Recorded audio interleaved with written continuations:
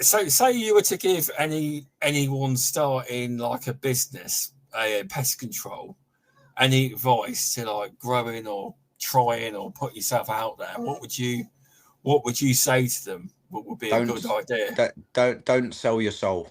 What we offer is a specialized service. If you don't have if you can't believe in yourself that what you're going to do is going to make a difference, then now's the client going to believe in that. You'd be stunned how many projects we walk away from, because at the end of the Yeah. day, people are paying for my expertise and know-how, not my time. It's amazing how many people ask, how much would you charge for this? It's not about that. It's about what that value is worth. And Okay. I think people out there need to really research into is what is value and what is value worth to someone. Value is more than money. It's not what you're willing to pay. It's what is it valued to you at. Okay. So or if anyone's a bit sort of twisted by that, I think at the end, if you can't convince your client that what you're offering is going to be the best value for them, then that's where your struggles are going to start. If you're selling value without selling value, then you're going to be on your merry way. That's great advice because I've obviously trying to expand more to get more commercial, and I've got to offer the value and do it the proper way because I And it it's an takes area time. it's an area I've got to learn. To be honest, it really is. And I think you just need to keep your ears and your eyes open. I mean, I've always been known as being quite vocal, and that's why I'm one of the admin and moderators on the British Pest Control group as well. But at the same time, I'm never afraid to say, "Hey guys, like, can I have some advice on this?" And I think don't be frightened to ask questions, because it's better to ask 10 questions than to not ask and get something badly wrong, because you can fall quicker than you build in this industry and get a really bad name for yourself. So, make friends, get to know who your local. I'm surrounded by competitors, but most of them I get on with. We don't interfere with each other. We all know what our um we all know what our selling points are, and I don't slag off my local competition, with the exception of maybe a couple. But that's due to the fact that they just don't like what we do, because we're doing all right. But on the whole, I've got a lot of the respect from our competitors, and we help a lot of them out where we can as well. So I think it's, don't make yourself an enemy by those around you, because at the end of the day, it's better to be liked than loathed. Exactly that. I mean, I know pretty much all of the pest controllers in my area, and we getting all right. If we see each other out on the road, we Yeah, you wave, pull little over. bib. Well, sometimes pull over and have a chat. Sometimes Yeah, we do. exactly. And So I yeah, think that's how it should be. There's enough work out there for everyone. And I think, like I said, I think it's creating an image of yourself for yourself. oh, I've definitely done that in recent times, Yeah, and that's or what's tried to. important. I And that's have. what's important. So yeah, that's the only advice I can give really, is just, you got to have faith in what you're doing, and you got to believe in what you're doing, because at the end of the day, if you're going in really cheap, that's not believing in yourself. That's you're disbelieving in yourself. You've got to be able to. I've had people that fall over with some of the prices that we charge our clients, but at the end of the day, we get the results. And a lot of Exactly. the time, if it's getting the results, then it's money well spent for our clients. Oh, it definitely is. But sadly, a lot of what gets me is when like I've done work really. They show you around. They're fine. And a couple of businesses I've tried to get, obviously, I'm not saying a name, but they have a national. And I thought we offered more value in that one and then they didn't. What gets me is they never actually give you feedback or anything. You get nothing unless you get it. It bugs Yeah. me, but it's never going to change, is it? It's Well, not. I mean, I'm not gonna preach to you. I mean, you're doing all right. You're building, so I'm not preaching to you No. how to do it. But I think that's where the real the selling techniques really evolves around Yeah. what their needs are. Really understanding the client needs, because I've been around people where they go on site. Yeah, we can do these metal boxes. Yeah, we can do this. Yeah, we can do. Whereas it's a case of, what are your concerns? What is it you're looking for? What do you need? Do you want someone that's purely dedicated to your site, or do you want it too free? I've won massive contracts because the one problem that facilities manager's got is he's fed up of someone different every time turning up at his site, and he's getting pulled away. So I've won a contract before purely on the basis of saying, so if I gave you one dedicated technician and with one in reserve that knew your site inside out, he said, I'd give you the contract. Tell you So what, again, that is that's going back. eye-opening. That's going back to rather than turning up on the site and doing anything. What's your biggest problem? What are you looking for? What do you need from a service provider? And that client was a huge customer. What is now a huge customer because he couldn't believe that my opening question was, "What are you looking for? What do you want? What do you want?" And he actually Yeah. said, he said, I want someone that can turn up every month, that knows where the site is, that knows where the boxes are. I said, what if I gave you two people? I'll give you one dedicated tech and I'll bring in another one in reserve on the same day that we set up. So God forbid anything happens, they'll know the site. That's great. I'll be honest, that's great advice for myself. I'm going to try that next time. So I'm going to again, try. Sean, I'll try that.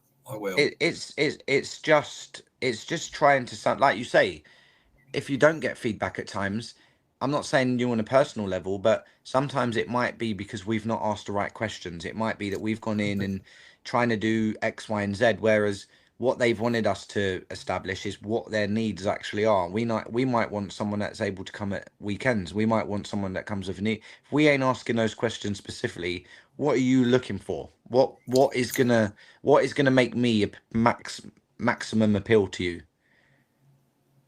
Okay. It gives food for thought, Yeah, doesn't it? it does. It definitely does. It is. It is food for thought. And I've Yeah, been there. I'll I've be been, writing these down. I will. Yeah, I've definitely. been there where I've gone in and I've walked away and I'm thinking, ouch, like I've really overdone that because I'm telling them how good, not so much how good we are, but we can do this and we do that. But over recent years, my opening questions have been, look, what do you need? What is it that you're looking for? What's making you want to change? What aren't you getting what you needed, or what's being failed and what you agreed? And people will open up and tell you that because we're all quick to sort of want to open up and say what's making us unhappy at times, especially as a Okay. as a potential client. Well, they turn up at 3 o'clock in the afternoon, or well, I normally get John, but I've not been having John turn up. So by listening to those needs and homing in on those needs, if Yeah. you're able to give clear and precise answers to those problems straight away, you're at the forefront of their mindset. Yeah. No, thanks. That's really good. That's really good advice because we've got one site where they love us to turn up at like 9:30 because basically the guard people work on the gardens and that they have their meeting at 9:30 and Yeah, and they, and that's when they turn up. And he says because they're not bothered when in the month, but as long as I turn up in time for their meeting. exactly. And And that's what he said. That's what he said. He said, "I want someone to turn up at half nine, roughly when they're having the tea yeah, break, basically." yeah. And that's what I do every time with that one. I do. So yeah, So I think really that's it. It's just understanding and doing a bit of research on your customers. Doing okay, you ain't got to go too crazy, but just going in and sort of saying, "Oh, I see, you've recently opened up a new branch in Bayswater. How's that going?" Just taking a general interest in that brand and knowing a little bit about them, doing a little bit of research. Sometimes it's really good. Even when I've done cold calling before, I've managed to yeah, bypass the receptionist because I'm saying, "Oh, is John in this morning? Oh, is he expecting you?" I said, "Well, he said for me to pop in." You blag it a little bit, but you're okay. bypassing someone who would otherwise show you the door because you've got a name. Yeah. LinkedIn's quite powerful as well. You can get names off there usually. Oh, You say I've, I've, usually. I've, I've. I mean, I don't use LinkedIn as nowhere near as much as I do my other socials. But I tell you this, I've managed to find out who's who through LinkedIn, and I've managed to break down doors that would otherwise have been firmly shut in my face because I'm going direct to these people. That's I also do good advice. feel That is. I do feel LinkedIn's become very Facebooky, unfortunately. But at the same time, it is there as a good tool to find out who's who within the organizations. It is true because it has made LinkedIn bigger by being more Facebooky. Because I post my gym pictures and all sorts on there. Yeah, I yeah, do, no, I've but seen. I've seen. But people like it. But you are right; it has changed. It's changed, but I think it's made LinkedIn bigger because it's not just a job site or where you get business. It's a little bit more than that. But Well, and again, I spend too much time on it. I really do. That's the problem. I do. yeah, but again, I think you reap what you sow. If you put the hours in and you put the research in, I mean, I'm not afraid to say who, we've recently acquired a relationship with the Marriott Hotel Group. Wow, it's big And time. we're That is. we're now doing two of their hotels. They're an international brand, so we by no means are we going to be managing hundreds of sites up and down the country, but we're now an established service provider where we're in two key parts of London, Canary Wharf and in Mayfair, where we're really starting to make an impact, and we're tidying those sites up, and we've got the GMs now that are they're gonna be networking for me. That's really good because I see. I didn't think you'd be able. I thought brands like that would literally just say no. We'll have one company that covers the entire country. So that's a different It's perspective. it That is. times are changing, Sean. I think a Yeah. lot of these companies now are starting to see, and it's the word that I used earlier, where is the value lying? And a lot of our smaller companies, these bigger organizations are seeing what we're able to offer, and what's starting as a ripple is starting to cause a bit of a stir now, because I think people are seeing the value of local companies. It's good to hear that is because obviously you know more than you have more relationships with these kind of bigger brands and they can see the value in more of a smaller family business that they can probably be relied on more than calling out another say big company who probably won't come Yeah. till next day Well, it's or again, it's asking the questions. In certain instances, we've won a big restaurant trade because we was able to go in 2 o'clock in the morning until 7 o'clock the next morning, and we had that window where we had six of us proofing through the night. We had everything. We had all the chairs taken out.